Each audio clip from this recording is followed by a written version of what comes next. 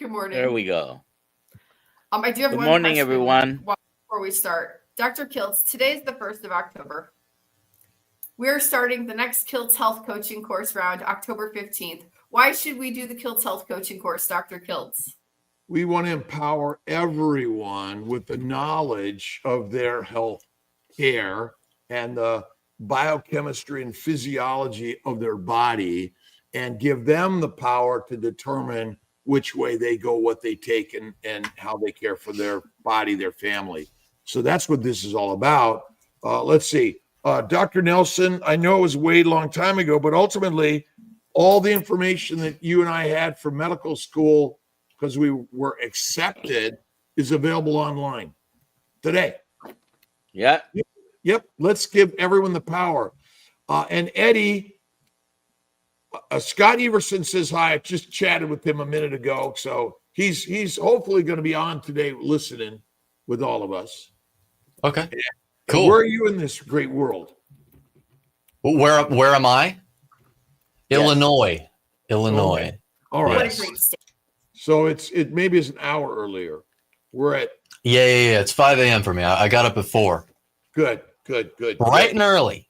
Yeah. Well, not so bright, actually. Not bright. The sun's not even up yet, right? It's bright in here. It's bright in here. Well, let's see. We're going to talk about all sorts of things, and maybe we'll start off with Eddie. How do you pronounce your last name? Goeke. Goeke. Eddie Yes. Goeke, telling us a little bit about himself and Okay. what inspires him to be in this space and sharing his ideas. Yeah.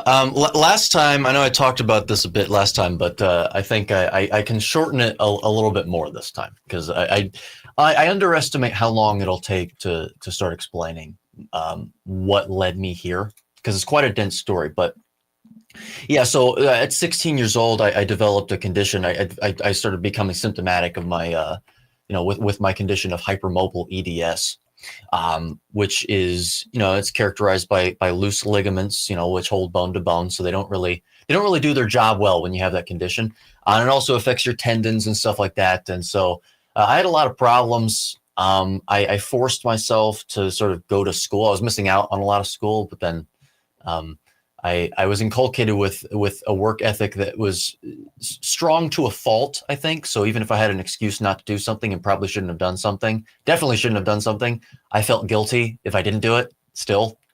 So I forced myself to go to school and work over a few years, and it just made my body worse and worse. And then I decided, nothing was working. We were going to a bunch of doctors' offices and even the hospital sometimes, and they just kept telling me, after running tests, oh, you're fine. And sometimes they actually had a reason to say that. Other times I think it was really dismissive, because you can't really see the condition on the outside in my case.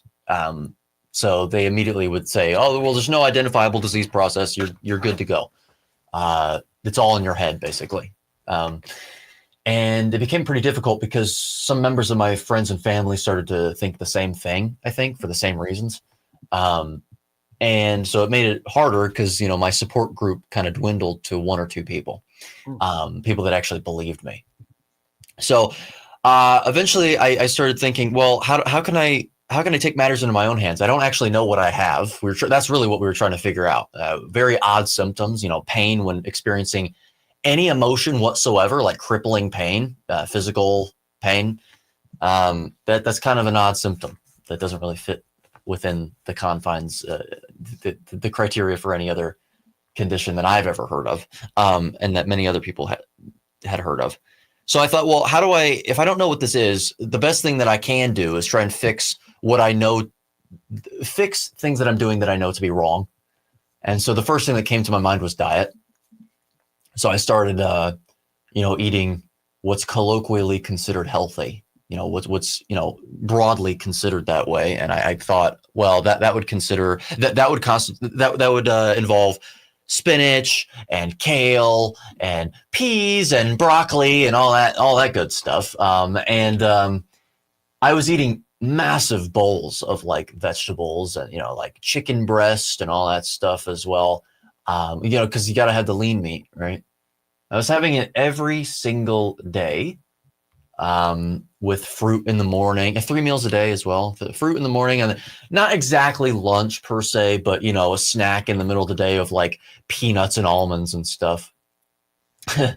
And it didn't do me any favors. In fact, it could have made it worse. Hard to say whether it was just a function of the condition progressing, because it does get worse, it's degenerative, or if it was the actual food itself making me worse, or both. You don't want to make a false dichotomy. So it just got worse and worse from there. But I still insisted on studying diet a bit, like looking more into it. And so then I discovered like the Whole30 diet, which helped slightly, it seemed, like very slightly. Then paleo, which helped even more slightly. Paleo is kind of an umbrella term, though, and there's many different variations. And depending on who you talk to, they have a different idea of what a paleo diet is. So, and then after that, I actually discovered Dr. Stephen Gundry. Dr. Stephen Gundry, he's the lectin. People have called him the lectin phobe, because he has the he's very fixated on lectins in plants. And so I went everything like lectin free, like all things lectin free. That's what I was eating, and that seemed to help even more than any other diet did. But I was still far from normal. I was real messed up. And so February of 2022, things went downhill. I lost my job. I had to go on leave and then never went back. Wasn't going to school at that point. And eventually I did find a clinic that I found out. I sort of traced my symptoms back to that condition, and then found a clinic that engages in regenerative, PRP, prolotherapy, that I started receiving treatments from, that really started fixing me up quite a bit. And I'm almost back to normal, but I've got a few more treatments to go with them. And then also I've been getting some tendon dry needling using vertical pecking techniques that are really that are like life-saving for me, at least, and for many other people I've seen. But how does that lead into carnivore? As I was getting these treatments, I still was fixated on diet, because that was really the only thing I could do. And so then I just discovered more. I just discovered, Dave Asprey, quite a bit of his content, which has actually evolved quite a bit since the time I was watching him. And then after that, I had already known of Paul Saladino, but I used to follow him to sort of laugh at his content, because I was like, oh my God, he's ruining his body with fruit and meat. And I still, I have the philosophy that it's not the best diet, but I was more so fixated on the meat consumption than the fruit consumption. As being bad? As being bad at the time, yeah. And so, over time, I still followed him and listened to him. And so over the course of a few months, I think he finally convinced me enough to try the diet. So I tried it for about a month during that time, and it didn't do me any favors. In fact, it was the only diet that I ever ate that made me super flushed after eating, sweating after I ate, heart palpitations and blood pressure swings after I ate. And there's no guarantee that was the direct cause of the diet, because I was receiving a lot of inflammatory treatment at the time too, which could have raised my propensity for developing those symptoms after I ate. But that eventually led me into discovering, strict carnivore, that I thought was crazy. I'd already heard of it for about a year straight, but a year before that. But I was like, you know what? Maybe it reinforced my insecurities regarding Paul's diet, of the sheer amount of carbohydrates I was consuming. I kept thinking to myself, while I was eating the fruit, I was like, this can't be right. This cannot be right. But I'm going to do it anyway, because it seems logically to be at the moment the most logical approach out of the previous ones that I've encountered and or embarked upon. So I decided, once I saw a strict carnivore approach, I was like, that actually makes more sense. And so I tried it. I transitioned over the course of about like 2 weeks, I think, because I was already, whether I realized it or not, slowly transitioning to the diet before that.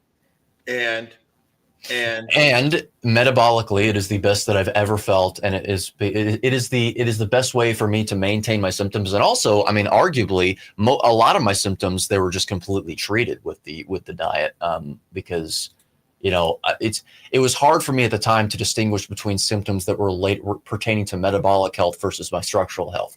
They're tightly intertwined too. So that also affected, it introduced some noise into that signal too. So yeah, I mean, I'm not going back. I'm not going back. I don't ever see myself going back. I mean, it's been the best diet. I mean, it also, again, you want to talk about something that's the most logical diet to go on, the philosophy that backs it. It's the only diet that actually seems to stand up to criticism that goes extremely deep. Like, to go into the deepest levels of like the philosophy behind diet, it just makes the most sense. You tear back just the first or second layer behind other diets, like just a balanced diet, the philosophy behind having a balanced diet, and it just doesn't make any sense. It falls apart within, again, 2 layers, 2 questions you ask, and you're like, well, what's your purpose in life? What's your drive in life? What is your passion to continue? You're 20. I'm 22 now. 22 years young, and what's your direction that you want to go, or you're going to help continue to share this particular concepts and ideas? Yeah, so the main thing that drives me regularly is as a result, I think, of my condition, and I can explain the reason why this is, because it might seem completely disconnected. But as a result of my condition, my main drive in life personally is to establish and really discover the order behind places of chaos. So understanding the world in the best way possible, and also getting people to understand that the world the exact same way, sharing that knowledge with other people, because that in and of itself is a way of establishing order in places of chaos. If there's a group of people that don't understand something, well, how do you establish order in that respect? You get them to understand it with the knowledge that I've learned over the course of years. But I think the reason why that has been my drive for a very long time now, for the last few years, is because of something that I already sort of touched on just now, but I can elaborate on it more specifically.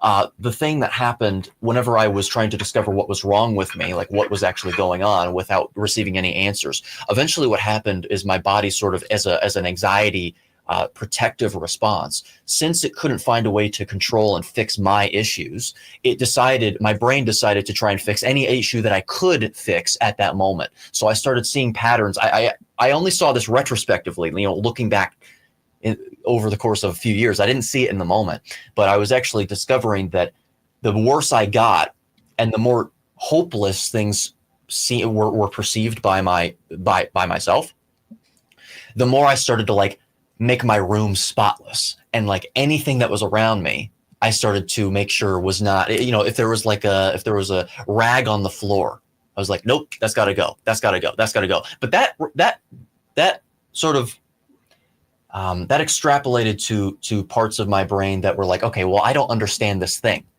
I'm recognizing holes in my understanding of things. I have to fill that. I have to fill that. I have to fill that. I have to fill that. And so if people want to understand why, if they're familiar with my book, if they're familiar with my videos, my material, they want to understand why I'm so meticulous about things, that is why. It was actually, I only, like I said, I only understood this retrospectively. I want to establish order in places of chaos because of how chaotic my condition made my life. And so what better way of doing that than actually sharing knowledge with other people? Because at the end of the day, helping others is also helping yourself, is it not? So that's my ultimate goal in life. Of course, there are probably a few other sort of subsidiary ones, and ones that are sort of, that they branch from that.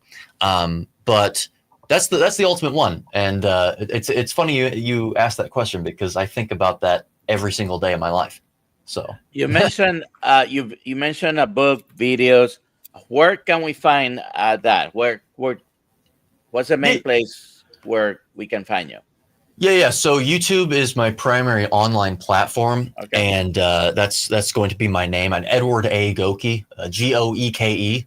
I know my name's listed on the screen, so that'll help.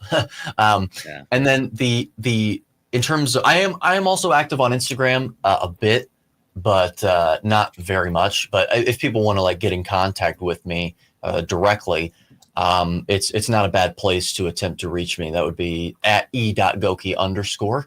And then also my email, edgoeke@pm.me. Now for my book, that's primarily on Amazon, but in terms of the audiobook, self-narrated, and also the ebook, that's pretty much on any platform that you can think of. In terms of the physical copies, the hardcover and the good old paperback here, we've got Amazon is your place to go for that.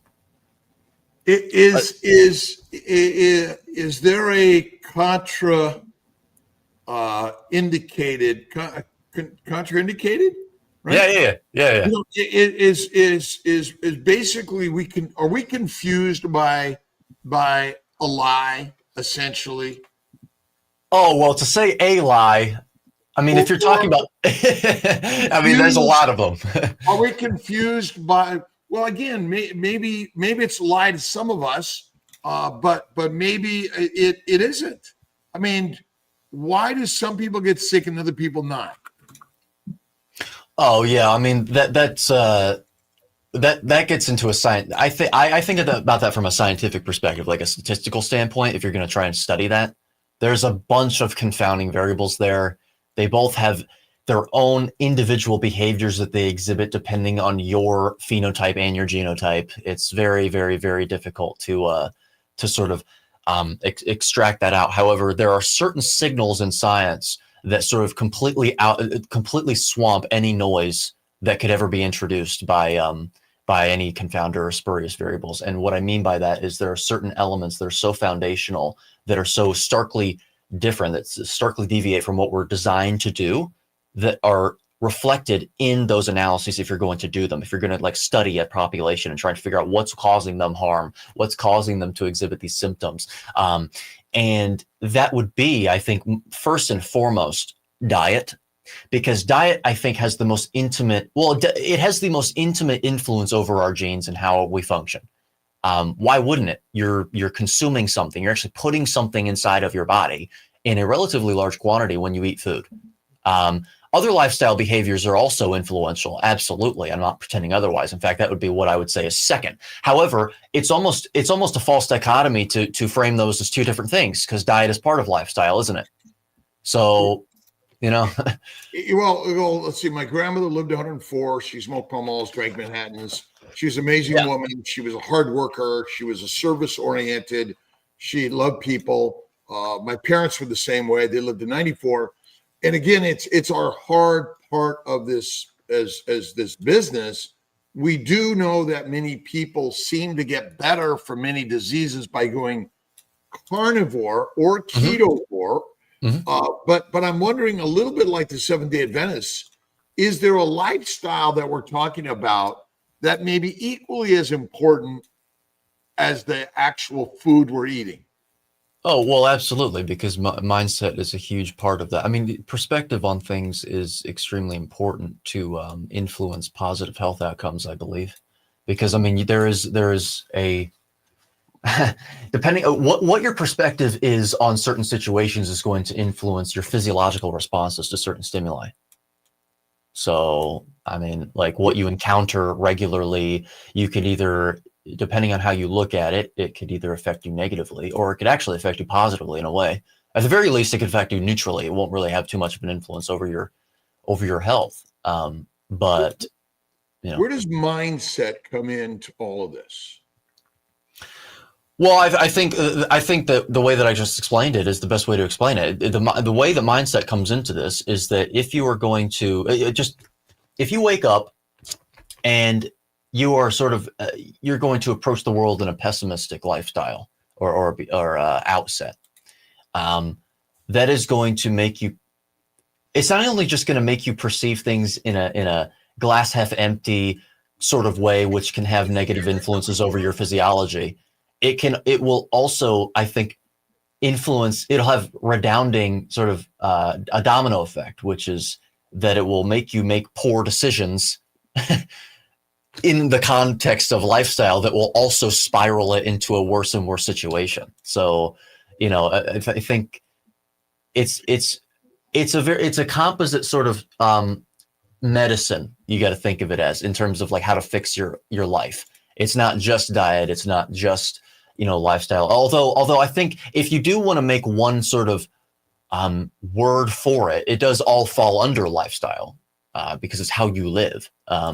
But there's different aspects. Lifestyle is an umbrella term.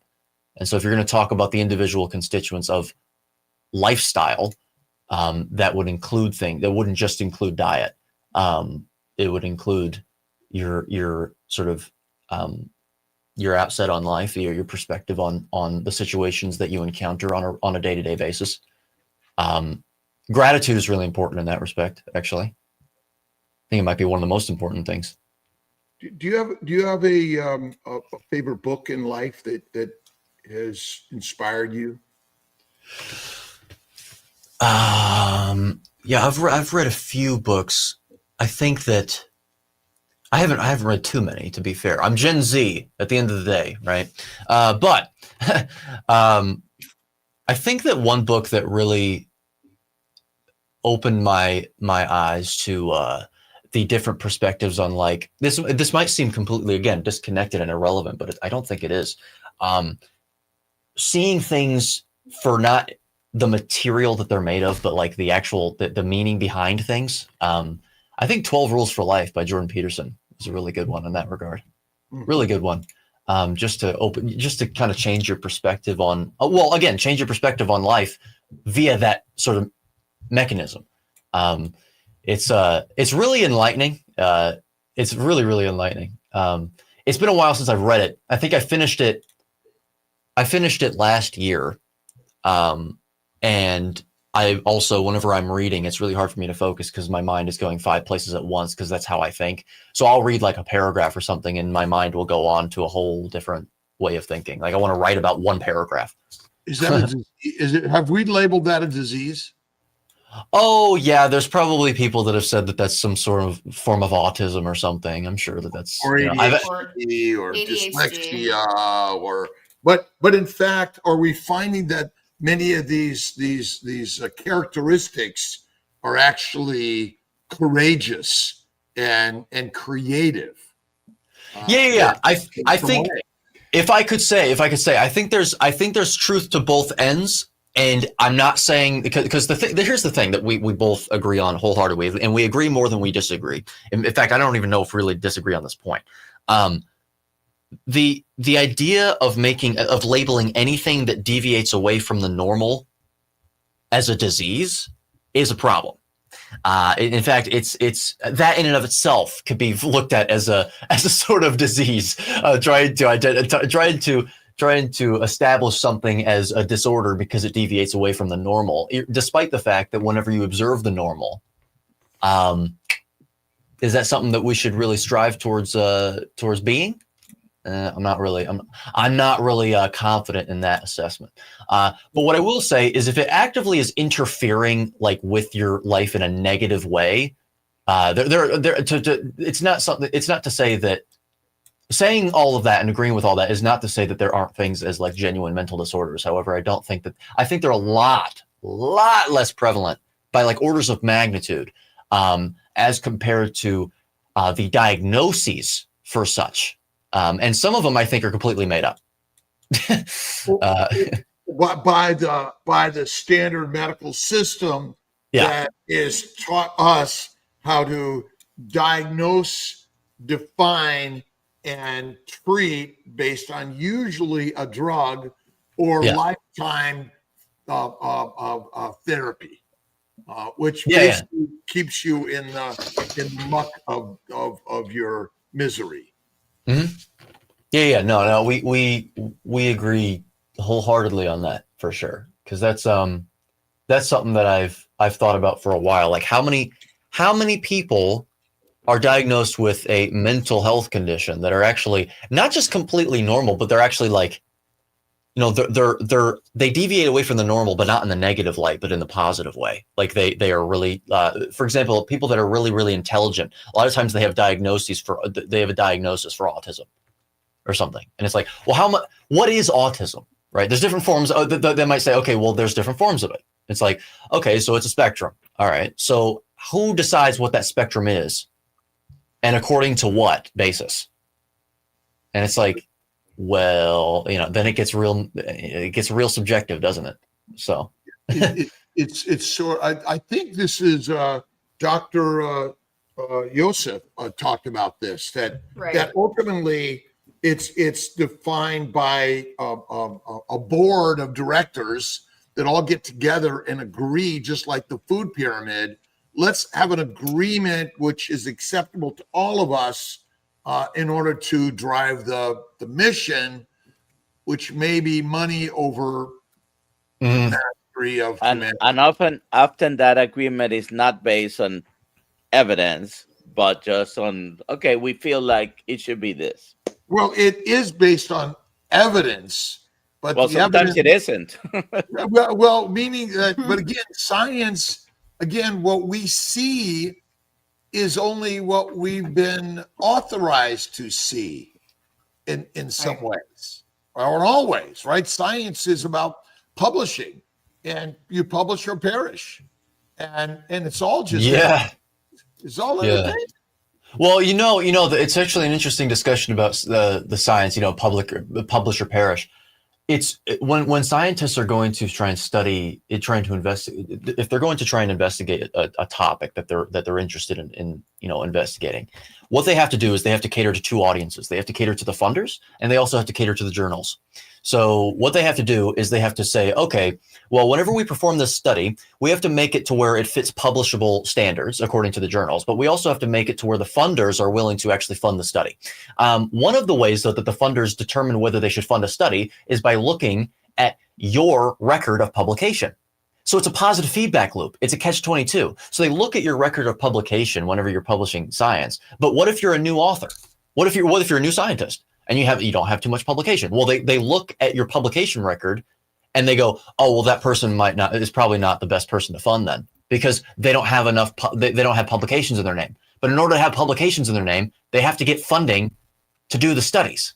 So it's just a catch-22 situation. So there's also a select few scientists that are actually sort of providing the science in the pool of science as well. That's another problem that we have. Well, maybe we have the conundrum that we think science is truth and data that's accurate, which is completely nonsense. So, well, I think, well, when we're talking about the science in the field of human nutrition, you're talking about statistics, inferential, and descriptive, and so you're talking about. Well, so do you mean like the study of like the material world and all that stuff as being? Remember, because humans, no matter what, we humans have our belief system, and then we move forward with collecting data, and then we're manipulating the data to show in ways that we believe. Remember? Yeah, exactly. The manipulation of data is the problem, and also the misinterpretation of objective data based on your preconceived notions of the universe. Yes. Right. But also our brain creates the story. So we move into anything based on our beliefs already, right? And so there's ways of putting that aside. I mean, there are ways of putting that aside. Yeah, no, it's impossible, because no matter who we're humans. Yes. And our brain takes in energy and creates a story that then we call science, when in fact it may be no more accurate than an abstract painting in truth and reality. But again, it's our perception and our belief that create. And if you haven't read Biology of Belief by Bruce Lipton, you must, or The Secret by Rhonda Byrne. But then the ability of the brain, again, we're masterfully manipulated by everything in order to see things the way we believe them to be, not necessarily the way they truly are. And this is truth in all science, which is kind of crazy. But again, Biology of Belief by Bruce Lipton is amazing. Dispenza? Joe Dispenza, have you read Joe Dispenza's work? No. Again, it gets back to even the gospel. that ultimately, as we think, so shall everything be. And science and spirit ultimately are not different, because we're all on our quest. Why do beautiful people have more daughters, Alia? That's a great question. Because we want to procreate. Oh, it's all procreation. So Dr. Kiltz, we got several questions. Oh yeah, let's go. Again, we'll only have a conversation, but again, science is always changing and moving. Yeah. Correct? Right? Yeah. And obviously we know something different, and I'm not throwing science out, but much of science is not different than the build of spirituality and our belief systems and how we can create. I think the primary issue is the introduction, the inappropriate introduction of ideology into science, whether it be through the investigation process itself that you use to collect the data, the interpretation of the data, or both of them. Because science itself is supposed to be, what it's designed to be is actually a respect and an admiration of the universe. You don't insert your ideology into it. What you do is you investigate a phenomenon and you approach it with a curious mind by leaning forward and not leaning backward. You lean forward whenever you look at new results that may, sort of interfere with your preconceived notions of the universe. You don't lean backward and sort of try and construct a way or construct an ideology that sort of reinforces your own preconceived notions in the face of that phenomenon that you just observed.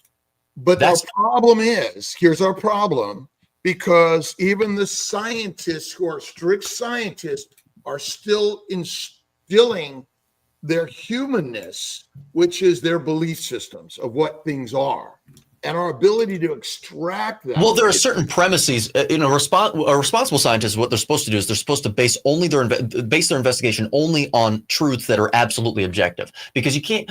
I think that one of the logical extensions of believing your belief is that believing that the lines between objective and subject, the lines between whether reality is objective or subjective, get blurred. And always. Okay, yes, but there is an objective reality. There are things that persist irrespective of perspective. Well, not necessarily, because again, our brain interprets the universe, and each of us brings it to something new and different. And so again, this is where the biology of our belief systems on how rigid it all is. But I'm just throwing out maybe not. That's the fun part of it. Do you believe in objective reality? It's only our remember, our brain creates the story of what it is. The challenge is we all see things a little differently. Okay. It's the cosmos, right? It's the photons and all the energy that's touching each of us, right? And the amazing part is some people see it, whoa, wow, that's amazing. Or like, that's crazy. And so we kind of we agree on things. Remember, science is an agreement. Let's agree that one is one. And so we've created our world in an agreement. So do you believe do you believe in the phenomenon of something being objectively true then? Okay. One truth. You're talking about one truth. Like 1 + 1 is 2. But we are agreeing that 1 + 1 is 2 because we've created that story in order for all of us to do what we do. Okay, so the computer in front of me, is it real? Oh, ask Joe Dispenza. Okay. So because what I'm saying is that the logical extension of this gets real chaotic, because then people can So science has to have a basic agreement on fundamental tenets of fundamental things. But again, we've created that agreement in order to do what we do. Well, yeah, but there is such a thing as objective truth, is there not? If I threw a ball into a forest and I told you exactly where I threw it, I told you the latitude and longitude, the exact coordinates on Earth, and you traveled to that area of the Earth, would you find that ball?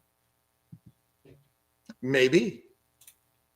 Well, Again, so you threw a ball and you know where it is based on many things. But again, these are. What if I don't know where it is? I just know the general location.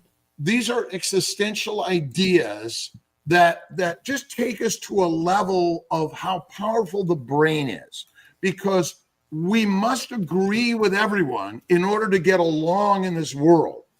But the person that is way out of agreement, right, doesn't fall into the ability. Again, let's talk about people who are able to make predictions, or they see things that you and I don't see or know. And there's something powerful that we just have to be open to. That's the power and belief in God and faith in something that is even, you can't touch it, right? And so I'm a scientist. I'm not telling you that, but we're agreeing on concepts and ideas in order to manufacture and propagate the ideas. So a scientist's job is to investigate the universe, but if you don't believe the universe is objective, then what are you really investigating, and what's the point of investigation in the first place? We agree that it's objective. We're making an agreement. Well, that means that something can be subjectively objective, doesn't it? Again, it's getting into a realm that we want to have hard truth in science. And rather than taking it to a level that might be even our ability to imagine and dream. Right. But I feel like the logical extension of that would be a sort of a sense of, in a way, well, I guess that depends on how you look at it. What I was really going to say, my main point is that it leads into a discussion of what's the point of investigating anything, of looking at anything. Because if you don't believe that you're actually going to find something that is truth, that is objectively true for all, then I'm right, you're wrong. What does that get any of us? Power, right? And ultimately, it's just a conversation.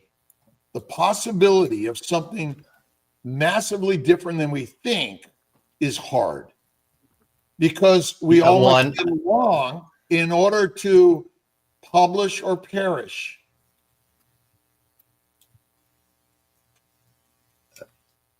Are you saying that me saying that something is, or anyone saying that something is objectively true is sort of as a power dynamic?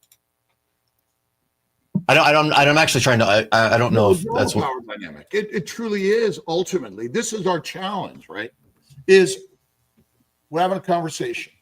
We're talking ideas, right? And who's right? I don't know. I'm right. You're right. We're all right according to our beliefs. But ultimately, we truly build a world on beliefs and spirit, ideas and energy. And we've created these ideas in science and mathematics and all these things in order to create a world that we've created. But there are other realms of ideas that we don't talk enough in science, but they're part of nature and life. But we're having a conversation. Listen, this is the beauty of it. Who wants to watch an agreement of everyone? Like, oh yeah, you're right. And again, well, I think that most people are usually turned on to conversations that involve a shared goal, which is trying to find the truth in something between two people. They're interested in conflict and that too. But that's I'm saying what they're most interested in, because that's. Oh, trust me, I know. Watch my videos, and you'll find out why I do what I do. I do. But the whole point is that, well, again, contraindicated is all about opposites, and without a positive and negative charge, there isn't a universe. But this is the beauty of it. And science, as a scientist, published and gone through the rigmaroles of all of it, I know the propaganda of most of it. Oh, now, I'm okay. I'm just telling you from someone who's lived it, and I agree with you because I've been you. Okay. Because we're all just, again, who wants to watch the news when it's a sunny day and the birds are singing and everything's wonderful. And Dr. Nelson is really great. We like conflict. This is why we love Joseph Campbell's work in the Man of a Thousand Faces or Hero of a Thousand Faces. And, it's really the hero's journey, right? We love Star Wars and we love Vikings and we love Game of Thrones. We love conflict. And ultimately, it's only about one thing. It's called reproduction. But what questions do we have here for Eddie? And by the way, I highly recommend his book. And it's a myriad of contraindications and conflict. Sorry, this what made me laugh. I think I missed it. What's the meaning of life? And if you go to his YouTube page, the link for the book is also there. Well, what is the meaning of life, Eddie? Oh, we're going to be here for 2 hours if we start talking about that. I think that we should probably just get into some other questions. I hear it's easy. Whatever you think it is. It's because whose life is it? It's yours. Be you. Right? That's the whole part here. Be creative. Be opposite. Okay. Last rose of summer. Can you eat too much butter today? Totally not on topic for this morning. Can you eat too much butter in a day? Is it just waste that comes out? How much is too much? Grass-fed butter is expensive. Is that for me specifically or anyone? I don't care. Go ahead, Eddie, please. Okay. Well, yeah, I think that there's a thing. It's too much butter. In fact, actually, what I would say, I was just talking to someone about this before or earlier. It was on Monday. I was having a consultation with someone, and someone asked me that, or I told them, I said, one of the things that I see is one of the most likely culprits. It's the common denominator with people that tend to overeat on carnivore, or that at least they seem to, given what that's resulting in, is dairy.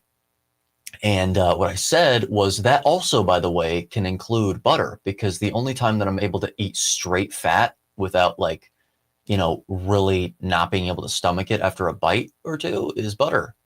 I don't really know what the mechanism is there, but absolutely, I think you can overeat on butter. Typically, if you're cooking with it, it's less of a problem, it seems, in people that I've encountered, and also in myself and my own experience. But no, I think that there's a lot of people that see that they see a video that says that they should be eating a ton more fat on carnivore, and if they're not doing it right. And so they see the easy way of doing that, which is eating sticks of butter or something, and then that can cause them problems, I think. Absolutely.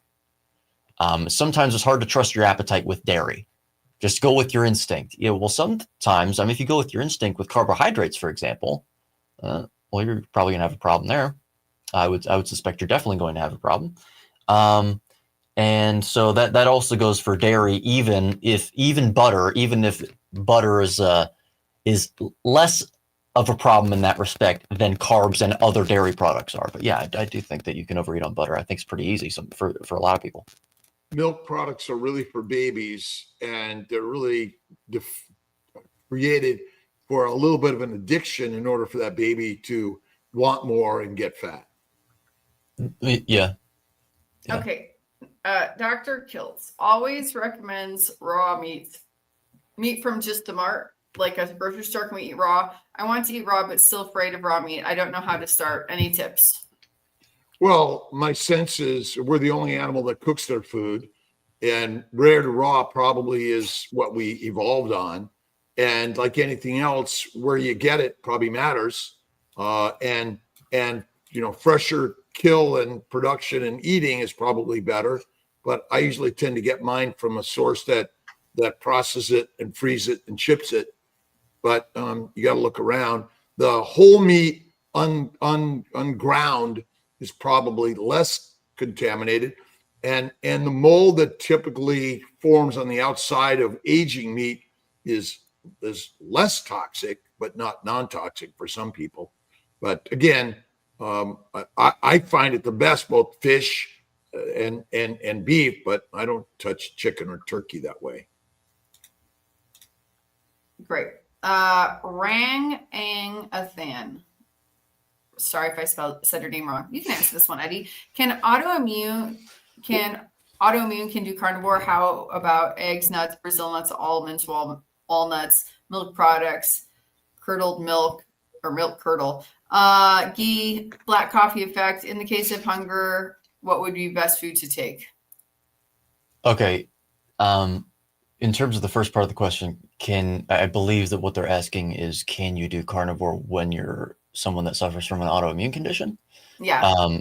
Absolutely. Anyone can do carnivore, actually. Doesn't matter if you have one or not. You can be completely healthy in the sense that you don't have any disease processes going on and you don't have any symptoms, and you can also do carnivore. In fact, I recommend everyone do carnivore that way. How about so eggs, nuts, Brazil? Okay, I would say that the nuts, I wouldn't recommend the nuts unless it helps you through a transition process. Then fine. That's my opinion. Want to clarify that in case I get in trouble. Milk products such as curdled milk.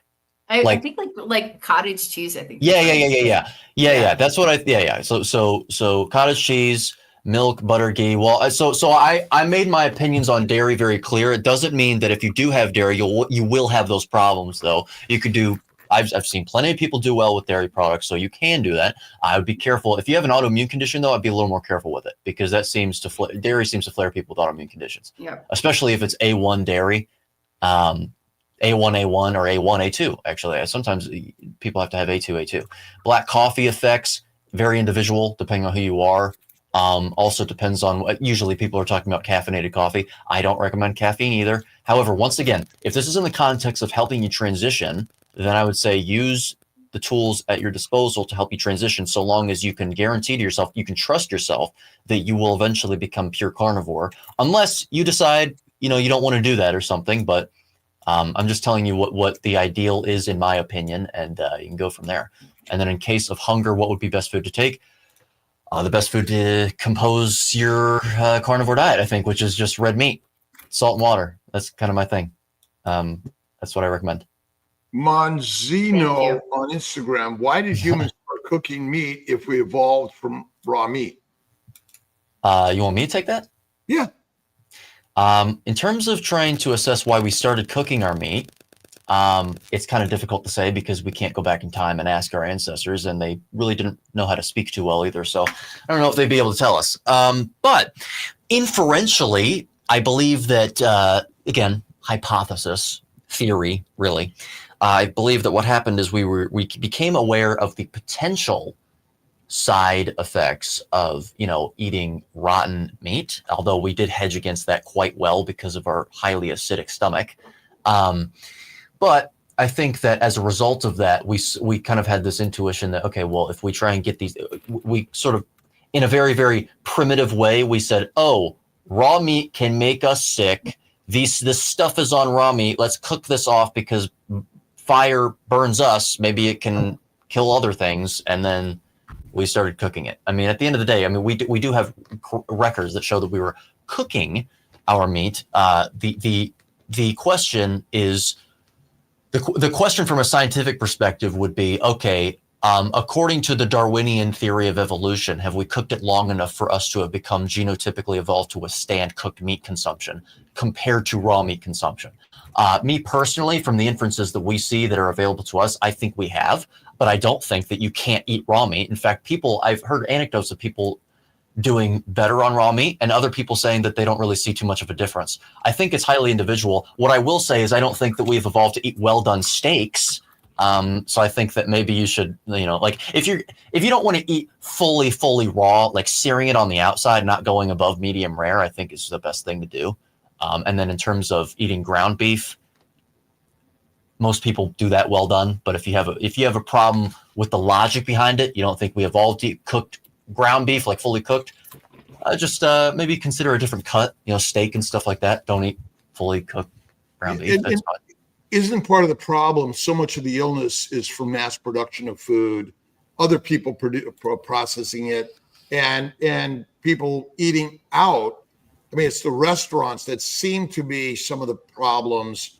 People eat out and they get contaminated, and we hear about it all over the news, and that may be a problem. I guess the other question is, well, then why did we start eating plants and processing plants? And maybe the same reason you're saying, because cooking it made it more available to us longer than eating it, raw, as it just laid there. Yeah. I think that's right. That's particularly true for plants as opposed to meat, because there's this argument that if you cook meat, it's all the nutrition's more available to you. I'm not really sure if that's too relevant for meat, something that's fully digestible, as it is for plants. Because when you cook plants, you actually do make a lot of those carbohydrates more available, because you break down a lot of fiber, especially if you like pressure cook it, for example. So I think it's more relevant with plants than it is with meat. But yeah, the same logic sort of applies there. I think it's an amazing thing that we're able to use plants to create energy as a sort of secondary fuel in times of food scarcity and stuff. It doesn't mean that you should be doing that in a time of abundance, however. And the ironic thing is the amount of abundance we have is often is primarily due, you could say, to the mass production of plants. So the only reason we are in an abundant state is because we're mass producing plants. Not the only reason, but it's one of the primary reasons. So it's just ironic. It's an ultimate irony. And I'll remind people to read Pottinger's Cats. It's a really good book on a scientific experiment. And by the way, I believe in science. That looked at cooked meat versus raw meat and raw milk versus pasteurized for cats, and they were healthier on the raw. Right. Can I interject there for a second? Oh, please. Right. Okay. Well, cats. Is it true that cats throughout their evolutionary history started cooking their meat at some point? In my house, they do. Do they cook? Do you mean? Do. No, I'm just joking. They eat our scraps. Well, whenever I was transitioning my cats to a raw food diet, I did give them cooked carnivore first for a little bit.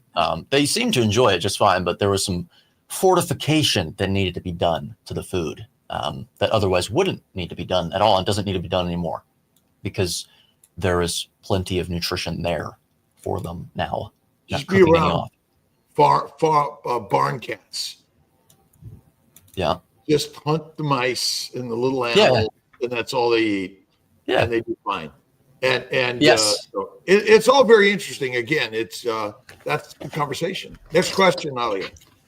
When does the fast start? It starts October 5th, correct? Monday. Last meal. I do my last meal Sunday, and then I'll go through either Friday, Saturday, or Sunday.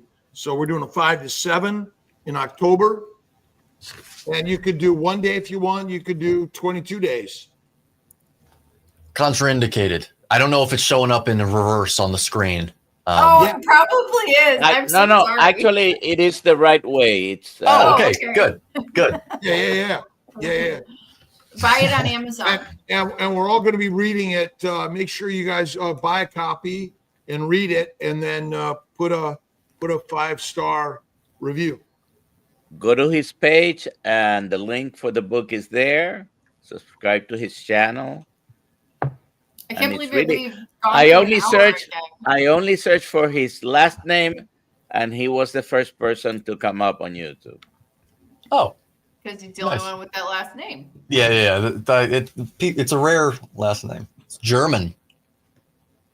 How do you say it correctly? Well, OE would be O with an umlaut on top with 2 dots. So that's usually like Goeke or something, I think. I don't know.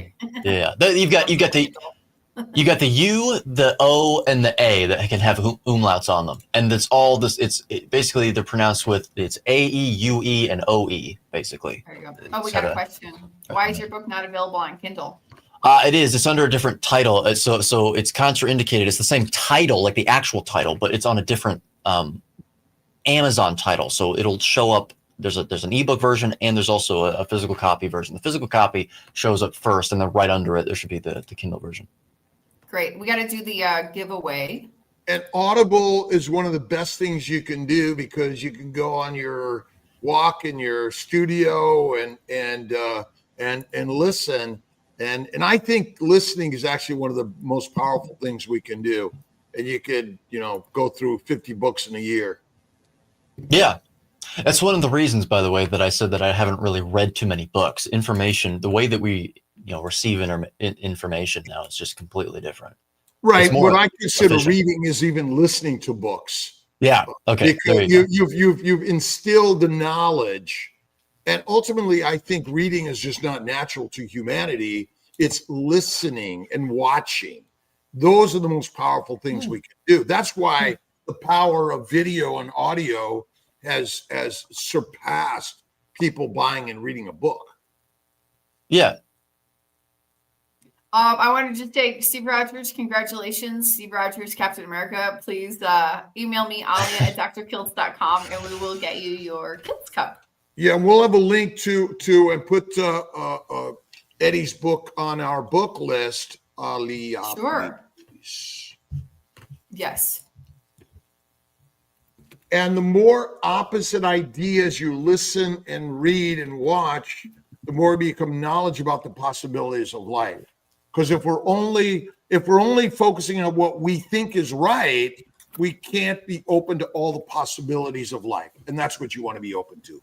Everything. Correct. Next question, concept, idea. Last question, Mr. Beaumont, or Beaumont.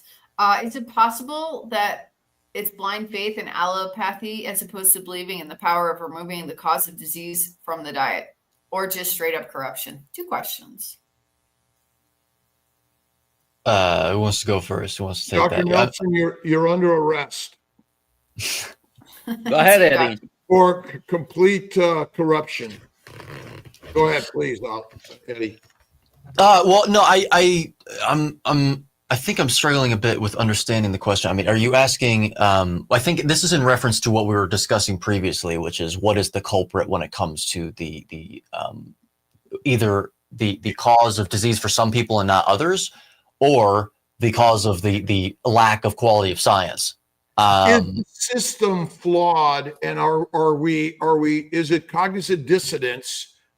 We believe one thing and it turns out something else is true, or we know what's true. Yeah. I'm understanding now. I had to reread it. We care about money over people. Right.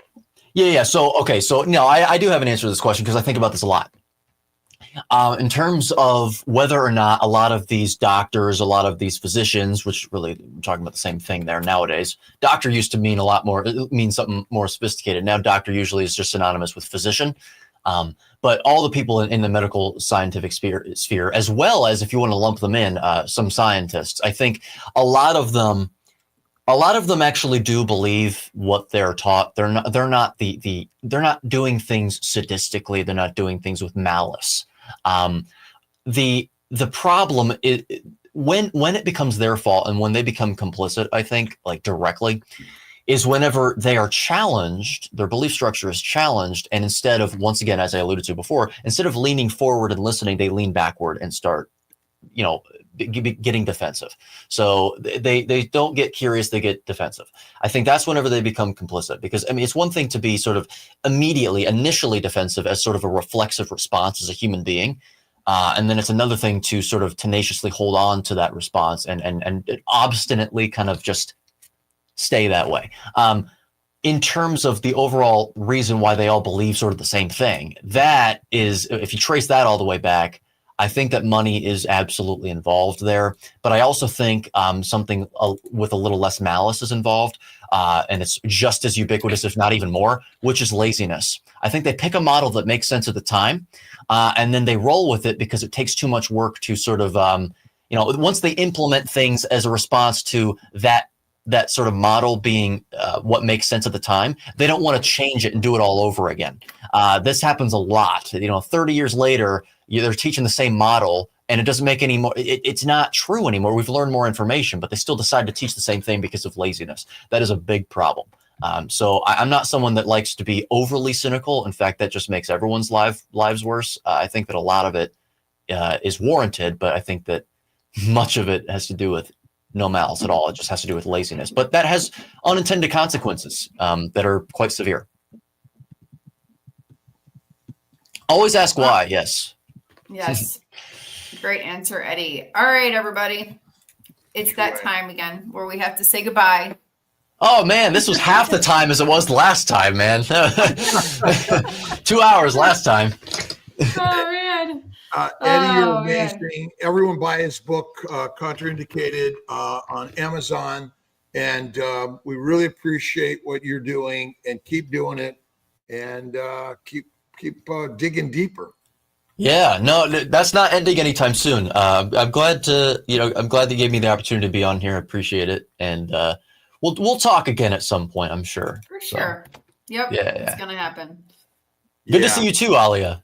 Nice to see you, Eddie. And, Are you going to be at Hack Your Health? I'm not familiar with that event, actually. You should tell me about it. Like you should email me. I will. Well, it's so like the biggest event of the year. So in Florida. Really? Okay, so Yeah. I am aware of Meaqtup. That's another event. Be there. That's next year. You should totally be there also. All right. Well, yeah, I'm thinking about it. I'm gonna do it. I'm gonna do it. Okay, It's nice. just I've decided. Yeah. No, he's wearing his Meaqtup. And another carnivore conversations. We got to get Eddie there. We will get Eddie. You guys are gonna do a podcast. It'll be like 3 hours. All right, Longest that's good. ever. That's good. Always better. Always better. All right. God bless All right, everyone. everybody. Have an Bye-bye. awesome day.